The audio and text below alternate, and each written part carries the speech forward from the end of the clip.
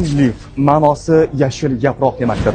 Greenleaf korporatsiyasi 1998-yilda tashkil topgan bo'lib, 28 yildan beri dunyo miqyosida mustahkam o'rnashgan hamda 40 ta mamlakat bilan strategik ittifoqdir. Greenleaf korporatsiyasi 6 ta rivojlangan yirik mamlakatlar Germaniya, Shveysariya, Italiya, Fransiya, Yaponiya hamda Xitoy bilan shartnoma imzolagandir.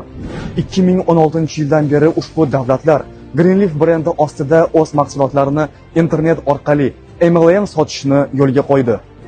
Korporatsiya Xitoyning eng yaxshi tabiati, ekologik toza hududi Suzhou shahrida o'zining kollagen, bambuk, aloe plantatsiyasiga egadir hamda ushbu korporatsiyaning kosmetik parki, diqqat qiling, 107 gektar maydonni egallaydi.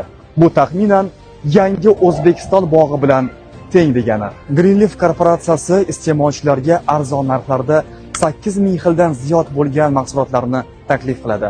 Ulardan hojatxona qog'ozidan tortib, tilla taqinchoqlar, kiyim-kechaklar va hattoki elektromobillari ham mavjuddir. Greenleaf korporatsiyasi mahsulotlariga GMP mahsulotlarining inson organizmiga nojo'ya ta'siri yo'qligiga bildirgi berdi.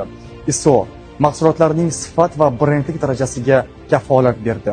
Halol mahsulotlarni har qanday musulmon davlatlari va insonlar iste'mol qilishligi to'g'risida kafolat berdi. UKAS qolgan barcha hujjatlarni tasdiqlovchi yuridik kuchga ega bo'lgan sertifikatdir.